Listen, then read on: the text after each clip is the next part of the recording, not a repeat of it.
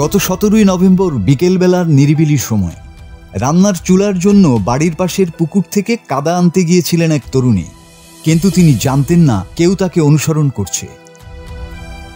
তার পিছু নিয়েছিলেন ৩৫ বছর বয়সী যুবক চাম্পি, দরিয়াপুর গ্রামের বাসিন্দা।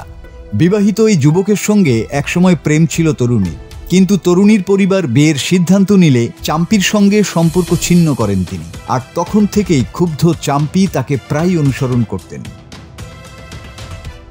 সেদিন পুকুর পাড়ে গিয়ে চাম্পি আবারও তাকে হেনস্থা করা শুরু করে। তরুণী প্রতিবাদ করলে তিনি ধরাশায়ী করে জোর করে চুম্বন দেওয়ার চেষ্টা করেন। মুহূর্তটি ছিল ভয়ের, অপমানের এবং সম্পূর্ণ অমানবিক। আত্মরক্ষার জন্য তরুণী যা করলেন তা এক মুহূর্তে পাল্টে দিল পুরো পরিস্থিতি। তিনি জোরে কামড়ে দেন চাম্পির জিভে, এতটাই যে তার একটি অংশ ছিঁড়ে যায়। চাম্পির চিৎকারে আশেপাশের মানুষ ছুটে আসেন এবং তড়িঘড়ি করে তাকে হাসপাতালে নিয়ে যান।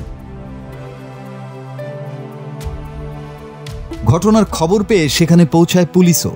Deputy commissioner of police Dinesh Tripathi জানান, এই ঘটনার পর চাম্পির বিরুদ্ধে মামলা দায়ের করা হয়েছে এবং আইন অনুযায়ী প্রয়োজনীয় ব্যবস্থা নেওয়া হচ্ছে। নারী নিপীড়করা এই ঘটনা থেকে শিক্ষা নিতে পারেন। এটি শুধু একটি ঘটনা নয়, এটি আত্মরক্ষার সাহসিকতার এক উজ্জ্বল উদাহরণ, যেখানে এক তরুণী প্রমাণ করেছেন বিপদে ভেঙে পড়া নয়, নিজেকে রক্ষা করাই প্রথম অধিকার। নির্মম হলেও ভারতের উত্তরপ্রদেশের কানপুরের এই ঘটনা নারী নির্যাতন বিরোধী লড়াইয়ের আরেকটি সাহসের গল্প। मेरा बस चलता तो और काटती, पर वो बच गया मेरे हाथ से। মাসুদ হাসান, বাংলা টিভি।